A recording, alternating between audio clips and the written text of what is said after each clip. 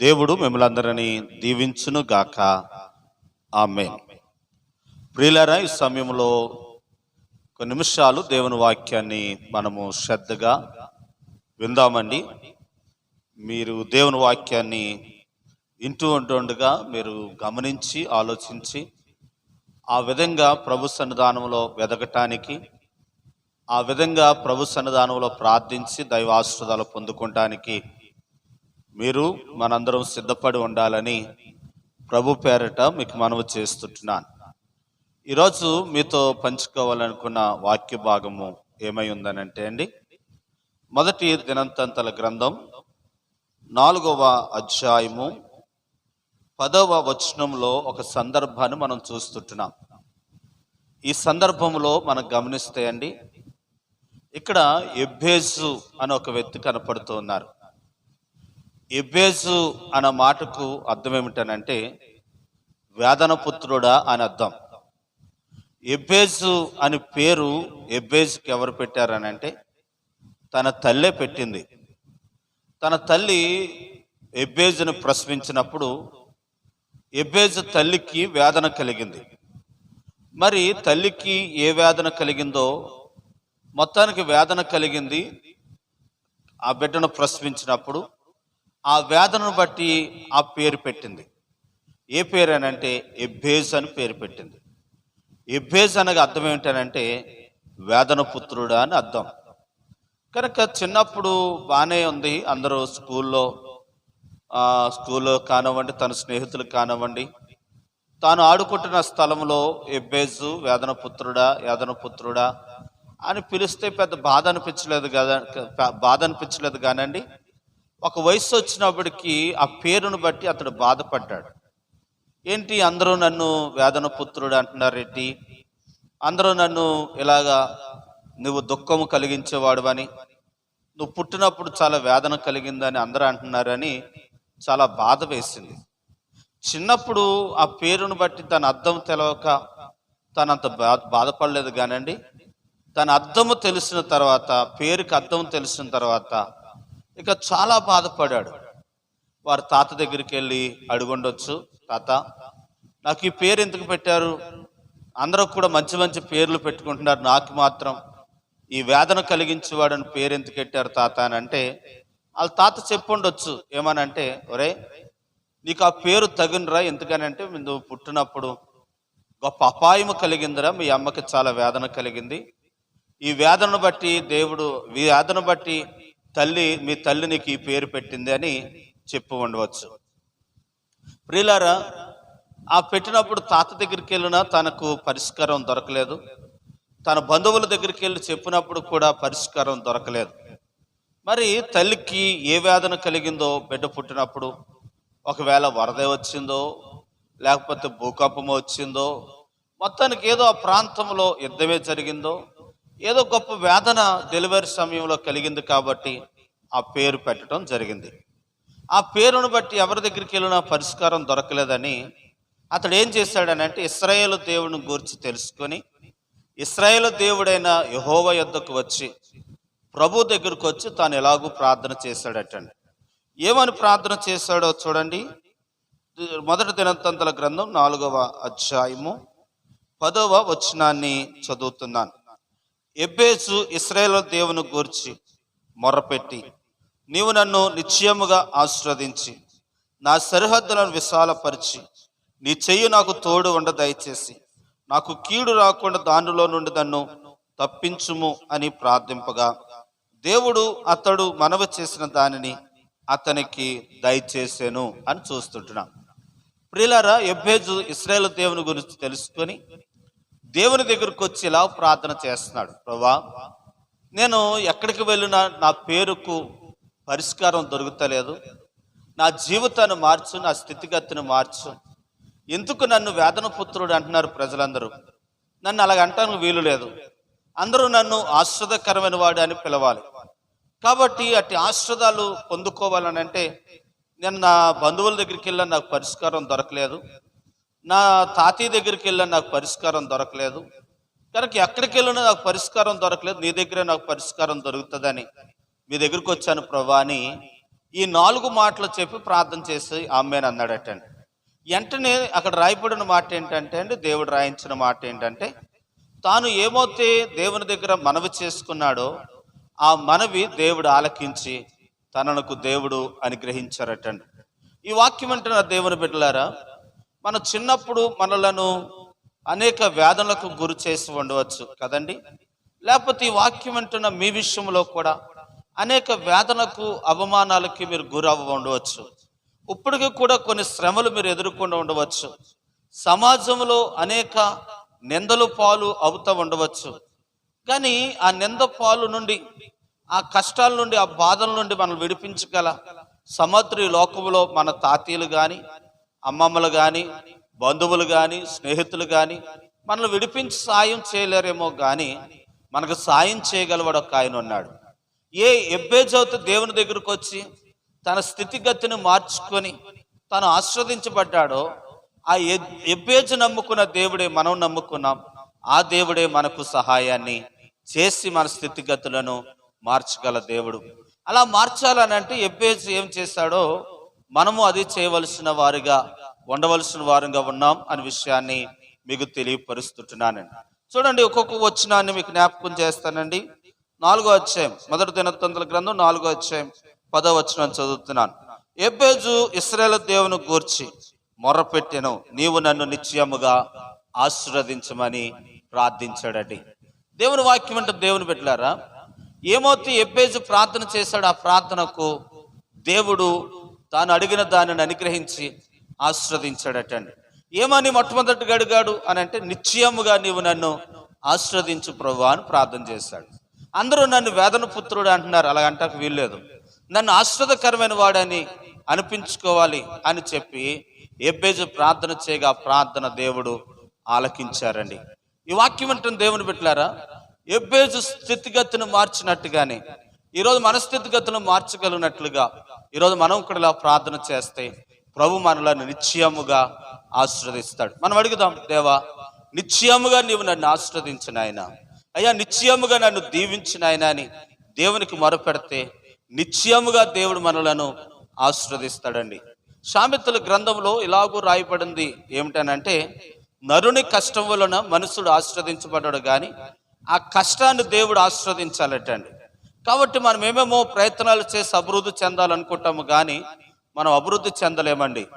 దేవుడే మనల్ని ఏం చేయాలనంటే అభివృద్ధి పరచాలి. దేవుని వాక్యం వింటున్న దేవుని బిడ్డలారా, మనము దేవుని యొద్దకు వచ్చి మనం మొరపెట్టినప్పుడు నిశ్చయముగా ఎబ్బేజును ఆశీర్వదించినట్టుగా మనలను కూడా దేవుడు ఆశీర్వదిస్తాడు.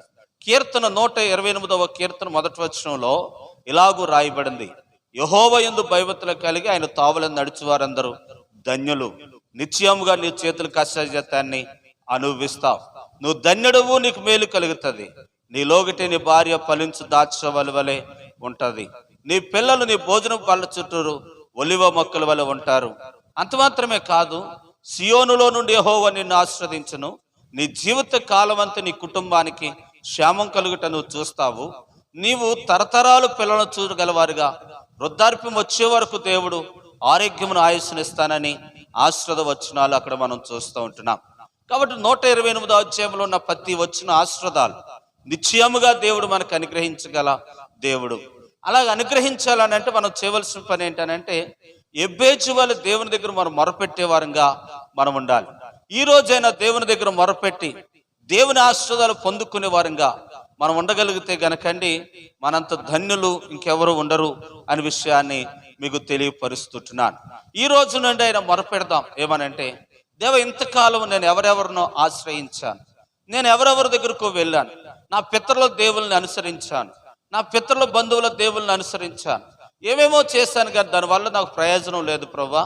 ఈ రోజు నీ గురించి తెలుసుకున్నాను, ఇదిగో ఎబ్బేజు నీ దగ్గరకు వచ్చి మొరపెట్టినట్టుగా మీ గురించి తెలుసుకుని మీ దగ్గరకు వచ్చి మొరపెడుతున్నాను, కాబట్టి నా ప్రార్థన ఆలకించి నాకు సహాయం చేయ ప్రభువా అంటే ఎబ్బేజును నిశ్చయముగా ఆశీర్వదించినట్లుగా దేవుడు మనల్ని నిశ్చయముగా ఆశీర్వదిస్తాడండి. కనుక ఎబ్బేజు ఏమో తడిగాడో అది నిశ్చయముగా దేవుడు ఎబ్బేజుకి అనుగ్రహించారటండి. తర్వాత ఏమని అడిగాడో చూడండి, 2వ దినవృత్తాంతాల గ్రంథం 4వ అధ్యాయం 10వ వచనాన్ని చదువుతున్నాను. ఎబ్బేజు ఇశ్రాయేలు దేవుని గూర్చి మొరపెట్టి, నీవు నన్ను నిశ్చయముగా ఆశ్రదించి నా సరిహద్దులను విశాలము దయచేయమని ప్రార్థన చేశాడండి. దేవుని బిడ్డలారా, నేను ఆశ్రదించబడటమే కాదు, మీరు ఇచ్చిన ఆశ్రదాలు పెట్టుకోగలిగినట్లుగా, అయినా నేను అనుభవించగలిగినట్లుగా నా సరిహద్దులను విశాలము దయచేయమని ప్రార్థన చేశాడండి. ఎప్పుడైతే ఎబ్బేజు ఆ ప్రార్థన చేశాడో వెంటనే దేవుడు తన సరిహద్దులను విశాలపరిచినట్లుగా, తను అడిగిన దానిని దేవుడు అనుగ్రహించినట్లుగా దేవుని వాక్యంలో మనం చూస్తూ ఉంటున్నాం. దేవుని పిల్లలారా, ఈ మాటలు వింటున్నాం, మీతోనే ఈ మాటలు చెప్తా ఉన్నాను. ఒకవేళ మీరు కూడా ఎబ్బేజు వలె ఇరుకులో ఉండి ఇబ్బంది పడుతున్నారేమో.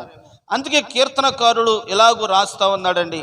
118వ కీర్తన 5వ వచనాన్ని మనం చదివితే అక్కడ చక్కని మాటను మనం చదవగలుగుతున్నామండి. 118వ కీర్తన చూడండి, ఆ మాటను చదువుతున్నాను. 118వ కీర్తనలో మనం చదివితే 5వ వచనం, ఇరుకు నుండి నేను యెహోవాకు మొరపెట్టుతిని, విశాలమందు యెహోవా నాకు ఉత్తరం ఇచ్చెను, యెహోవా నా పక్షమునున్నాడు, నేను భయపడను అన్న మాటను మనం చదువుతున్నామండి. కనుక భక్తుడు చెబుతున్న మాట ఏంటనంటే, ఇరుకు నుండి నేను యెహోవాకు మొరపెట్టుతిని, విశాలమందు యెహోవా నాకు ఉత్తరం ఇచ్చెను, యెహోవా నా పక్షమునున్నాడు, నేను భయపడను అంటున్నాడు. దేవుని బిడ్డలారా, ఇరుకులో ఉండి మొర్రపెట్టినప్పుడు దేవుడు మనకి విశాలతనిస్తాడు. ఈ వాక్యం వింటున్న కొంతమంది ఎవరైనా అద్దెళ్లలో ఉండి ఇరుకులో ఉండి బాధపడుతున్నారేమో. ఒకవేళ ఇల్లు సాలక పిల్లలు ఎదిగారు, పెద్దవారు అయ్యారు, పిల్లలు చదువుకోవటానికి సరైన రూము లేక ఒకే గదిలో 2 గదుల్లో చాలా ఇరుకుగా ఉంటూ పిల్లలతో ఉంటున్నారేమో. ఒకవేళ మీతోనే ప్రభు చెప్తున్నాడు ఏమనంటే, ఇరుకులో ఉన్న మీరు ఈ రోజు నుంచి మొరపెట్టండి. ఏమనంటే, దేవా నీ ఎబ్బేజుకు విశాలతను కలుగు చేసినట్లుగా నాకు కూడా విశాలత దయచేయండి అని మనకి ఏ ఇరుకైతే ఉందో, ఏ ఇరుకులోతో ఉన్నామో ఆ ఇరుకులో దేవునికి మొరపెడితే తగిన కాలమందు దేవుడు మనకు విశాలతను దయచేస్తాడు. దావీదును సౌలు తవరుతున్నప్పుడు ఆయా గృహాల్లో దాక్కుంటున్న దావీదు దేవుని దగ్గర మొరపెడతా వచ్చాడు. ఇరుకులో నుండి దాక్కునున్న దావీదును ఒక రోజున సింహాసనం మీద కూర్చోబెట్టారండి. అందుకే దావీదు ఇలాగూ అంటూ ఉంటారు. 61వ కీర్తనలు ఏమంటారంటే, దేవా ఎక్కలేనంత ఎత్తైన కొండపైకి నన్ను ఎక్కించు అని ప్రార్థన చేసినట్లుగానే దావీదును దేవుడు ఎక్కలేనంత ఎత్తైన కొండపైకి గొర్రెలు కాసుకున్న వ్యక్తిని ఇశ్రాయేలు ప్రజలకు రాజుగా చేశాడండి. ఈరోజు దేవుని వాక్యం వింటున్న దేవుని పిల్లలారా, మీరు ఎంత ఇరుకులో ఉన్నా ఈరోజు ఎబ్బేజు వలె మనం ప్రార్థన చేస్తే, దావీదు వలె మనం ప్రార్థన చేస్తే ఇరుకులో ఉన్న మనకు దేవుడు విశాలతను కలుగు చేస్తాడు. కలుగు చేయగల దేవుడు, అనుగ్రహించే దేవుడు మన యేసు ప్రభువు అనే విషయాన్ని మీకు తెలియపరుస్తాను. అందుకే కదండి కీర్తన 118వ కీర్తన 5వ వచనంలో అంటున్నాడు, నేను ఇరుకులో నుండి నేను యెహోవాకు మొరపెట్టగా ఆయన విశాలతలో నుండి నాకు ఉత్తరం ఇచ్చెను అంటున్నారు. మనకు విశాలతలోనికి దేవుడు మనల్ని నడిపిస్తాడు. ఏ ఇరుకులో ఉన్నామో ఆ ఇరుకులో నుండి దేవుడు మనకు సహాయం చేస్తాడు. ఒకవేళ జీతం చాలనట్టుగా మీకు ఉందేమో, ఆ జీతం చాలా ఇరుకుగా, చాలా ఖర్చుపెట్టలేని పరిస్థితుల్లో, చాలా ఇబ్బందుల్లో ఉంటుందేమో ఆ జీతం. కాబట్టి ఆ జీతం కొరకే ప్రార్థన చేసి ప్రభు చేతిలో పెట్టి, దేవా ఈ నెలంతా మాకు ఈ జీతాన్ని ఆస్వాదకరంగా చేయి ప్రభు అని అంటే 5 రొట్లు 2 చేపల్ని 5,000 మంది తినగా మరలా మిగులుతమే కాదండి, అక్కడ చక్కని మాట రాయబడింది, అందరూ తృప్తిగా తిన్న తర్వాత మిగిలినవి 12 గంపలు మిగిలినాయి అంటండి. ఎన్ని రొట్లు? 5 రొట్లు 2 చేపలు. దేవుని పిల్లలారా, ఈ వాక్యం అంటున్నా మీతోనే ఈ మాట చెప్తా ఉన్నాను. ఎబ్బేజు ప్రార్థన దేవుడు ఆలకించి తనను విశాలతలోనికి నడిపించినట్టుగా ఈరోజు దేవుడు మనలను కూడా విశాలతలోనికి నడిపించగల దేవుడు. అలా నడిపించాలంటే మనం చేయవలసిన పని ఏంటనంటే, ఆయన సన్నిధిలో మనము మొరపెట్టేవారుగా, ప్రార్థించేవారుగా ఉన్నప్పుడు దేవుడు మనకి సహాయం చేస్తాడు. అమ్మ, ఏ ఇరుకులతో ఉన్నావో, ఏ సమస్యలతో ఉన్నావో ఆ సమస్యలో దేవునికి మొరపెట్టండి. తగిన కాలం ముందు దేవుడు మనకి విశాలతను కలుగు చేస్తాడు. మరొక మాటను చూడండి. దేవుని వాక్యంలో మనం చూస్తే మొదటి దినవృత్తాంతాల గ్రంథంలో 4వ అధ్యాయంలోకి మనం వస్తే మరొక మాటను చదువుకుంటున్నామండి. చూడండి, మొదటి దినవృత్తాంతాల గ్రంథం 4వ అధ్యాయం 10వ వచనం, ఎబ్బేజు ఇశ్రాయేలు దేవుని గూర్చి మొరపెట్టి, నీవు నన్ను నిశ్చయముగా ఆశ్రదించి నా సరిహద్దులను విశాలపరిచి నీ చెయ్యి నాకు తోడు ఉండ దయచేయమని ప్రార్థన చేశాడండి. కనుక దేవుని బిడ్డలారా, ఎబ్బేజు చేసిన ప్రార్థన ఏంటనంటే అండి, నువ్వు నన్ను ఆశీర్వదించాలి. ఆశీర్వదించడమే కాదు, ప్రభువా నా సరిహద్దులు విశాలత దయచేయాలి. విశాలత దయచేయటమే కాదు, నాకు మీ చెయ్య నిత్యము తోడై ఉండాలని అతడు కోరుకున్నాడండి. నిజమే, చాలా మంది ఏం చేస్తారంటే అండి, దేవుని ఆశీర్వదించిన తర్వాత, దేవుడు దీవించిన తర్వాత, అభివృద్ధిని దయచేసిన తర్వాత, విశాలత కలుగు చేసిన తర్వాత ఆ దేవుని మర్చిపోయిన వారిని ఎంతో మందిని మనం చూస్తూ ఉంటున్నాం. పిల్లలు లేనప్పుడు దేవుని గుడికి వచ్చి పిల్లల కొరకు ఎంతో ప్రార్థన చేసిన తర్వాత ఆ తర్వాత దేవుని మందిరానికి మానేస్తారండి. ఏమో ప్రార్థనకు రాలేదని అంటే, పిల్లోడు చెయ్యొదలేదండి, పని అవ్వలేదండి అని చెప్తా ఉంటారు. ఉద్యోగం రాక్యతమేమో, ఉద్యోగం రావాలి రావాలి రావాలి ప్రార్థన చేయండి అని అంటారు. ఉద్యోగం వచ్చిన తర్వాత మందిరానికి రాలేదమ్మా అంటే, ఉద్యోగంలో ఖాళీ ఉంటలేదండి, రోజు పనేనండి. కనుక చూడండి, వారమంతా పనికి వెళ్ళి వస్తున్నామండి, వారమంతా డ్యూటీకి వెళ్ళి వస్తున్నామండి, ఉద్యోగానికి వెళ్ళి వస్తున్నామండి, ఆదివారం ఒక్కరోజు మరి రెస్ట్ తీసుకోవాలి కదండి అని దేవుని సన్నిధి నిర్లక్ష్యం చేస్తారు. కానీ ఎబ్బేజు అలాగ అంటలేదు. ఎబ్బేజు ఏమంటున్నాడంటే, నువ్వు నన్ను ఎంతగా ఆశీర్వదిస్తే అయ్యా నైనా అంతగా ఇచ్చించబడిన నాకు ఎల్లకాలం నువ్వు నాకేమై ఉండాలని అంటే, తోడై ఉండాలి ప్రభువా అని కోరుకుంటున్నాడు. దేవుని చెయ్యి మనకు తోడై ఉండాలండి. దేవుని చెయ్యి తోడు లేకపోతే మనము కాపాడబడలేం అనే విషయాన్ని మీకు తెలియపరుస్తుంటున్నాను. దేవుడు ఎల్లకాలము మనల్ని కాపాడగలిగితేనే, ఆయన చెయ్యి మనకు తోడుగా ఉంచితేనే మనం దీవించబడతాం అనే విషయాన్ని మీకు తెలియపరుస్తున్నానండి. యేసోబు గురించి మనం చదువుతామండి. ఏంటనంటే, యేసోబు గురించి దేవుడు యేసోబుకు తోడై ఉన్నాడు, తోడై ఉన్నాడు, తోడై ఉన్నాడని మనం 7 సార్లు చదువుతామండి. ఒకసారి ఏమో వారి అన్నదమ్ములు దేశించబడినప్పుడు యేసోబుకు దేవుడు తోడుగా ఉన్నారండి. అంత మాత్రమే కాదు, గోతులో తోసేసినప్పుడు యేసోబుకు దేవుడు తోడుగా ఉన్నారండి. అంత మాత్రమే కాదండి, అతడు పొతీఫర్ ఇంటిలో పనిచేసినప్పుడు దేవుడు అతను తోడుగా ఉన్నాడు. అంత మాత్రమే కాదండి, నింద వేసినప్పుడు, చెరసాలలో తోయబడినప్పుడు, చెరసాలలో ఉన్నప్పుడు కూడా దేవుడు అతనికి తోడుగా ఉన్నాడు. సింహాసనం మీద కూర్చున్నప్పుడు కూడా తోడుగా ఉన్నాడు. తను పరిపాలన చేస్తున్నప్పుడు కూడా దేవుడు తోడుగా ఉన్నాడండి. యేసోబుకు దేవుడు తోడుగా ఉన్నారు కాబట్టి యేసోబు గొప్ప రాజు అయ్యాడండి, గొప్ప భాగ్యవంతుడయ్యాడు. కాబట్టి ఈరోజు దేవుని చెయ్యి మనకు తోడుగా ఉండాలి. దేవుని చెయ్యి మనకు తోడుగా లేకపోతే మనం ఎంత మాత్రమును వర్ధిల్లింపబడం అనే విషయాన్ని మనం గమనించాలండి. ఈరోజు చాలా మంది చూడండి, దేవుడు ఆశీర్వదించిన తర్వాత దేవుని దగ్గర నుండి, దేవుని సన్నిధి నుండి దూరం అయిపోతూ ఉంటారు. కనుక ఈ వాక్యం అంటున్నా మీతోనే మేము హెచ్చరికగా ఈ మాట తెలియపరుస్తున్నాను. ఏంటనంటే, ఏమైతే దేవుని చేత మనం ఆశీర్వదించబడ్డామో, ఆశీర్వదించబడిన తర్వాత దేవునికి దూరం అయిపోతే ఎంతవరకు మనం ఆశీర్వదించబడ్డామో అంతవరకే ఉంటాం తప్ప అక్కడి నుండి మనం అభివృద్ధి చెందలేని వారిగా ఉండగలవారుగా ఉంటాం. కాబట్టి నిత్యము ఎల్లకాలము దేవుని ఆశీర్వాదాలు మనకు ఉండాలి అని అంటే, మనము ఆయన చెయ్యి మనకు తోడై ఉండాలి. అలా తోడై ఉండాలని అంటే ఆయన సన్నిధానములో ఎప్పటికప్పుడు మనం ఉండి ఆయన ఆరాధించవలసిన వారిగా ఉండాలనే విషయాన్ని మీకు తెలియజేస్తుంటున్నానండి. దేవుని చెయ్యి మనకి ఎప్పుడో తోడుగుంటుందో మనం అభివృద్ధి చెందుతాం, మనం గొప్పవారుగా దేవుడు మనల్ని చేస్తాడు, అనేక మందికి దీవెనకరంగా మనలను ఉంచుతాడనే విషయాన్ని మీకు తెలియపరుస్తున్నానండి. తర్వాత చూడండి, దేవుని వాక్యంలో మనం చూస్తున్నాం ఏంటనంటే, మొదటి దినవృత్తాంతాల గ్రంథం 4వ అధ్యాయంలో మరొక విషయాన్ని మనం చదువుకుంటున్నామండి.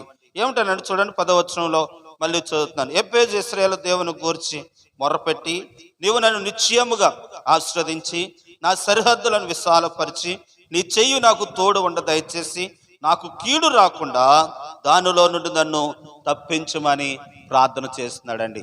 దేవుని వాక్యం అంటే దేవుని బిడ్డలారా, ఎప్పుడైతే దేవుని ఆశీర్వాదాలు మనకు వస్తాయో, దేవుడు మనలను విశాలపరుస్తాడో, దేవుని చెయ్యి మనకి ఎప్పుడైతే తోడుగా ఉంటుందో అప్పుడే కీడు చేసేవారు కూడా ఎక్కువ ఉంటారండి. అందుకే అది ఎరిగి ఎబ్బేజు ఇలా ప్రార్థన చేస్తున్నాడు. దేవా నీవు నన్ను ఆశీర్వదించిన మీరు, నీ చెయ్యి మాకు తోడు ఉంచి దయచేసిన మీరు, మా సరిహద్దులు విశాల దయచేసిన మీరే మాకు కీడు రాకుండా కీడంతటి నుండి తప్పించండి అని ఎబ్బేజు ప్రార్థన చేయగా ఆ ప్రార్థన దేవుడు విన్నాడటండి. ఈరోజు మనము కూడా ఆ ప్రార్థన మనం చేసుకోవాలి. ఏమనంటే, దేవా ఏ కీడు రాకుండా ఆ కీడంతటి నుండి నన్ను తప్పించిన ఆయన, నా కుటుంబం కాపాడు ప్రభువా అని దేవుని సన్నిధానంలో మనం ప్రార్థన చేసుకున్నప్పుడండి దేవుడు మన ఇంటి చుట్టూరు ఆయన కంచి వేస్తారు. ఏబు చుట్టూరు దేవుడు కంచి వేసినప్పుడండి ఏబును తన కుటుంబాన్ని గొప్పవారిగా తనను తన కలిగి ఉన్నదంతటిని కూడా దేవుడు ఆశీర్వదించారండి. అలాగే ఆశీర్వదించడానికి కారణం ఏంటంటే అండి, ఏబు గారి ఇంటి చుట్టూరు దేవుడు కంచి వేశారండి. ఈరోజు దేవుని వాక్యం ఉంటుందా దేవుని బిడ్డలారా? దేవుడు మన చుట్టూరు కంచి వేయాలి అని అంటే మనము కూడా ఎబ్బేజు వలె ఏబు గారి వలె ప్రార్థన చేయాలి. అలా ప్రార్థన చేసినప్పుడు మనుషులు మనకు కలిగిస్తుంటున్న కీడంతటి నుండి మనం ఏమవుతామనంటే తప్పించబడతాం అనే విషయాన్ని మీకు తెలియపరుస్తున్నాను. చూడండి, కీర్తనలో మనం చదువుతే అండి 21వ అధ్యాయం, కీర్తనలు 21వ అధ్యాయము 11వ వచనాన్ని నేను చదువుతున్నాను, గమనించండి. వారు నీకు కీడు చేయవలనని ఉద్దేశించి అపాయము పన్ని ఉండిరి గాని దానిని కొనసాగింపలేక పోయిరి అనే మాటను మనం చదువుతున్నాం. శత్రువులు అంటండి మనకు కీడు అపాయము కలిగించాలని వారు అపాయం పన్ని ఉంటారట. కానీ అట్టి అపాయము నుండి దేవుడు మనల్ని ఏం చేస్తాడనంటే తప్పిస్తాడటండి. అలా తప్పించగలవాడు, ఆ కీడు నుండి తప్పించగలవాడు ఎవరనంటే మన దేవుడే అనే విషయాన్ని మీకు తెలియపరుస్తుంటున్నానండి.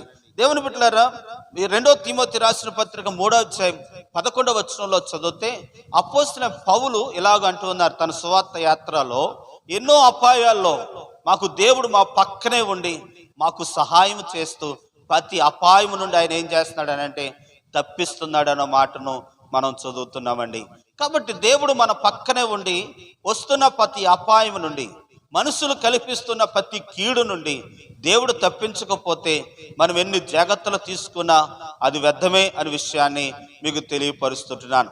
కాబట్టి అలాగూ దేవుని కాపుదల మనకు ఉండినట్లుగా ఆయన మనకు వస్తున్న కీడంతటి నుండి ఆయన తప్పించేవారిగా ఉండాలి అని అంటే మనం ఆయన సన్నిధానంలో ఎబ్బేజు వలె మనం ప్రార్థించవలసిన వారిగా ఉండాలి అనే విషయాన్ని మీకు తెలియపరుస్తుంటున్నానండి. తర్వాత విషయం మనం గమనిస్తే అండి, దేవుని పిల్లలారా, చక్కని మాటను మనం గమనిస్తుంటున్నాం. కీడంతటి నుండి తప్పించు నాయన అని ప్రార్థన చేయగా ఆ కీడంతటి నుండి దేవుడు ఏం చేశాడనంటే తప్పించాడండి.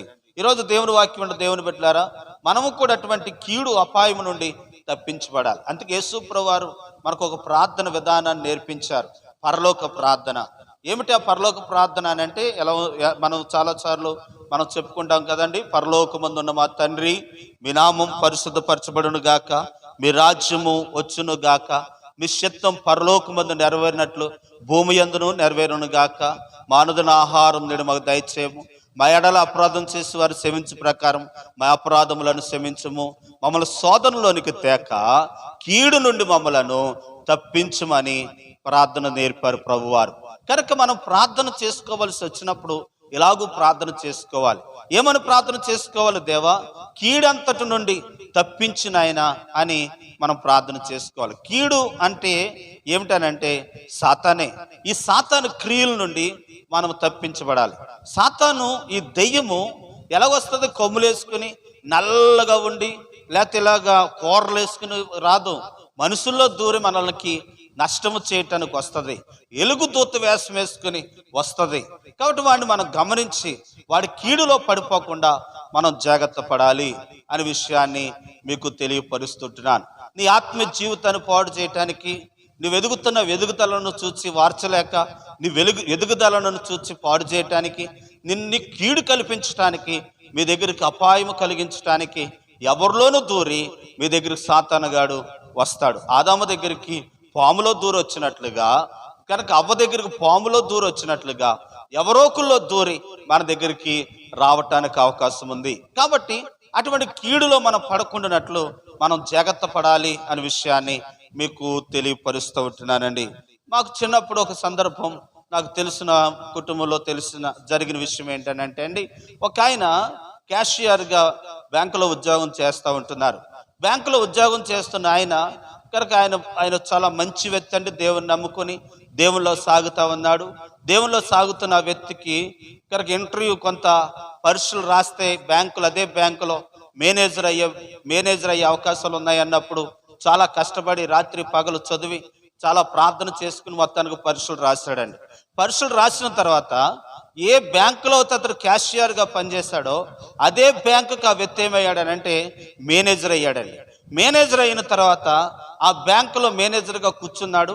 కూర్చున్న తర్వాత మొదటి సంతకాలు చేసిన తర్వాత ఆ బ్యాంకులో స్టాఫ్ అన్నారు, ఏమండి మీరు మేనేజర్ గారు అయ్యారు కాబట్టి మాకు మీకు చాలా అవసరతలు ఉంటాయండి, మీరు ఈ స్థాయి నుండి ఈ స్థాయిలోకి వచ్చారని అంటే చాలా గొప్ప సంగతి అండి, కాబట్టి మీరు మాకు పార్టీ ఇప్పించాలండి అని అంటే పలానా రోజు పలానా చోట పార్టీ ఇస్తాను రండి, మీకు అక్కడ విందు చేస్తాను రండి అని మేనేజర్ గారు అన్నారు. అన్న తర్వాత మేనేజర్ గారు పార్టీ ఏర్పాటు చేశారు. ఆ రోజు రానే వచ్చింది. ఆ రోజు రండి అందరూ కూడా అక్కడికి వచ్చారు. వచ్చిన తర్వాత ఏమైందనంటే ఒక్కొక్కరు ఒక్కొక్క బహుమతిని తెచ్చారు. ఒకరేమో సెల్ ఫోన్ అట్టుకొచ్చారు, మరొకరేమో ఇంకోటి తెచ్చారు, ఇంకోటి ఇలా తెస్తే ఒక ఆయన ఉంగరం అట్టుకొచ్చాడు. ఉంగరం పట్టుకొచ్చి ఉంగరం పెట్టాడు. ఉంగరం పెట్టిన తర్వాత అండి ఇక్కడ చాలా బాగుంది అనుకున్న తర్వాత తాను అంతా విందు అయిపోయింది, ఇంటికి వచ్చేసాడు. ఇంటికి వచ్చేసిన రాత్రి కాడ వాంతులు విరోచనాలు. ఏంట్రు బాబు వాంతులు ఏంటి, విరోచనాలు ఏంటి అని ఆ మేనేజర్ గారు రాత్రి ఏమైనా పలావ్ తిన్నామో అలానేమో ఇలాగ అయిపోయిందని చెప్పి ఏం చేశారని అంటే హాస్పిటల్కి వెళితే ఆ స్కానింగ్లో ఇవన్నీ తీస్తే ఏ ప్రాబ్లం లేదని వచ్చిందండి. ఇలా ఉందేంటి అని మొత్తానికి అతడు తెల్లవారులు విరోచనాలు వాంతులు అవుతున్నాయి. తెల్లారి పాస్టర్ గారు దర్శించుదామని వెళ్ళారు. ఆయన అప్పటికే డల్ అయిపోయి ఉన్నాడు. బ్యాంక్ మేనేజర్ గారు రాత్రి అంతా వార్తలు విరోచనాల వల్లనేమో శలాన్లు ఎక్కిస్తున్న సమయంలో జరిగిన విషయం ఏంటంటే పాస్టర్ గారు ప్రార్థన చేస్తున్నారు. ప్రార్థన చేసి వెళ్ళొస్తానండి బాబు అని మేనేజర్ గారు చెప్పి ప్రార్థన చేయి వెళ్ళిపోతుంటుండగా ఆ మేనేజర్ గారు ప్రార్థన చేస్తున్నారు, ఇద్దరు చేసుకుంటున్నారు. ప్రార్థన చేసుకుంటుండగా పాస్టర్ గారు ఆమెనని ఇలాగన్నారు. ఏమన్నారంటే, ఏమండి మా మేనేజర్ గారు నేను ఒక మాట చెప్తానండి, ఈ ఉంగరం ప్రభు చూపిస్తున్నాడండి, మరి ఎందుకు ఆ ఉంగరం తీసేయమని ప్రభు చెప్తా ఉన్నారు, ఆ ఉంగరం తీసేయండి అని చెప్పారంట. ఎప్పుడైతే ఆ ఉంగరం తీసేసిన కాసేపటికి వాంతులు విరోచనాలు తగ్గినాయండి. వాంతులు విరోచనాలు తగ్గిన తర్వాత చాలా అద్భుతంగా ఆశ్చర్యము వేసింది. ఏమిటి అసలు ఏం జరిగింది ఏంటని ఆలోచిస్తే ఈ ఉంగరం తెచ్చిన ఆయన అంటే అండి శాతపడి అనేది ఉంటుంది కదండి, ఏదో కీడు తల పెడతారు కదా, ఆ ఉంగరాన్ని చేయించాడట. ఆ ఉంగరాన్ని చేయించడం వల్ల అతడికి వాంతులు విరోచనాలు. ఎందుకు ఆ ఉంగరాన్ని చేయించాడని అంటే ఆయన కలిసి ఆ ఉద్యోగం కొరకు పోటీ పడ్డారట. ఒక్క మార్కులో ఆ ఉద్యోగం వెనుక వచ్చింది, ఆయనకు రాలేకపోయింది. ఆయనకు రాలేదని కక్షతో ఏం చేశాడనంటే ఉంగరానికి చేతపడి చేయించాడటండి. కానీ చూసారా ఎంత కీడు తలపెట్టాడు. ప్రభు వానికి సహాయం చేశాడు కాబట్టి ఆ కీడంతటి నుండి దేవుడు తప్పించారండి. ఈ వాక్యం అంటే దేవుని బిడ్డలారా, ప్రతి స్థాయి కలిగిన వారికి చిన్న స్థాయి నుండి పెద్ద స్థాయి వరకు ప్రతి ఒక్కరికి ఏదో ఒక కీడు తలపెట్టేవారిని లోకంలో మనం చూస్తూ ఉంటాం. కాబట్టి వారి కీడులో మనం పడిపోకుండా ఉండాలని అంటే ఆ కీడంతటి నుండి దేవుడే మనలను తప్పించాలి అని విషయాన్ని మీకు తెలియపరుస్తున్నానండి. ఆఖరుగా నేను చెప్పాలనుకున్న విషయం చూడండి, అక్కడే మనం చదివితే తాను ఏమైతే మొరపెట్టిన దాన్ని ప్రభు తిరిగి మొరపెట్టిన దానిని దేవుడు అతనికి దయచేసాను అన్న మాటను చదువుతున్నాం. ఏదైతే మొరపెట్టాడో ఆ మొరకు దేవుడు జవాబును అనుగ్రహించారు. ఈ వాక్యం అంటున్న దేవుని బిడ్డలారా, మనము కూడా ఏదైతే ఏ విషయం అయితే మొరపెడుతున్నామో ఆ విషయంలో దేవుడు మనకి దయచేయగలవారుగా ఉంటారు అనే విషయాన్ని తెలియపరుస్తుంటున్నానండి. అక్కడే మనం చదివితే కనుక తన సహోదరులందరికంటే అతడు ఘనత నొందిన వాడిగా ఉన్నట్టుగా దేవుని వాక్యంలో మనం చూస్తూ ఉంటున్నామండి. కనుక చూడండి, మొదటి దినవృత్తాంతాల గ్రంథం 4వ అధ్యాయము 9వ వచనాన్ని చదువుతున్నాను. ఎబ్బేజు తన సహోదరులందరికంటే ఘనత నొందిన వాడై ఉండెను అని మాటను చదువుతున్నామండి. అంటే తన సహోదరులందరికంటే ఎక్కువ ఆస్వాదించబడ్డాడంటండి. అంతకితం వేదన పుత్రుడా, నువ్వు శనోడువురా, నువ్వు పుట్టినప్పుడు ఎలా జరిగిందిరా, నువ్వు పుట్టినప్పుడు అలా జరిగిందిరా, నువ్వు పుట్టుకుండా ఉంటేనే మంచిదిరా, నువ్వు సస్తే బాగుండురా అని శపించిన వాళ్ళు ఇప్పుడు అందరూ కూడా ఏమంటున్నారనంటే ఎబ్బేజును దేవుడు ఆస్వాదించడం చూచి ఏమంటున్నారనంటే, ఎబ్బేజు నువ్వు అందరికంటే గనుడువయ్యా, నువ్వు అందరికంటే గొప్పోడువయ్యా అని అతనిని పొగుడుతున్నారటండి. ఎక్కడొచ్చింది ఆస్వాదం అని అంటే కనుక ఎబ్బేజు దేవుని సన్నిధానంలో ప్రార్థించిన దాన్ని బట్టి ఈరోజు అట్టి ఆస్వాదం మనం కూడా పొందుకునేలాగున ప్రభు సన్నిధానంలో మనం ప్రార్థన చేద్దాం. మన ప్రభువైన యేసు 2022 సంవత్సరాల క్రితం మనందరి పాపముల కొరకు ధనవంతులై ఉన్న ఆయన, భూమి ఆకాశము కలుగు చేసిన ఆయన మనందరి పాపముల కొరకు ఈ లోకానికి వచ్చారు. 33.5 సంవత్సరాలు జీవించారు. ఆయన అనేక అద్భుతాలు ఆశ్చర్య కార్యాలు చేసి మనందరి పాపముల కొరకు ఆయన సిలువైబడి చనిపోయి సమాధి చేయబడి 3వ దినాన్ని తిరిగి లేచి ఆయన అన్నాడు, నేను వెళుతున్నాను, నేను మరల వస్తాను, నా యందు విశ్వాసం ఉంచిన వారిని నేను ఉండే స్థలంలో మిమ్మల్ని తీసుకుని వెళ్తానని చెప్పిన ప్రభు రాక సమీపిస్తూ ఉంది. ఆయన విశ్వాసం ఉంచి ప్రభు ఆశీర్వాదాలు మనం పొందుకుందాం. అట్టి కృప దేవుడు మనందరికి దయచేయను గాక. ఆమేన్. ప్రార్థన చేసుకుందాం. మమ్మల్ని మిక్కులుగా ప్రేమించిన మా పరలోకమందున్న మా తండ్రి, కృప కలిగిన మా ప్రభువా, ఎబ్బేజును గూర్చి విన్న సంగతులు మా విషయాల్లో కూడా మా ప్రార్థన ఆలకించి నిశ్చయముగా మమ్మల్ని ఆశీర్వదించండి. మా సరిహద్దుల విశాలతను దయచేయండి. మీ చేయి మాకు తోడు ఉండి దయచేయండి.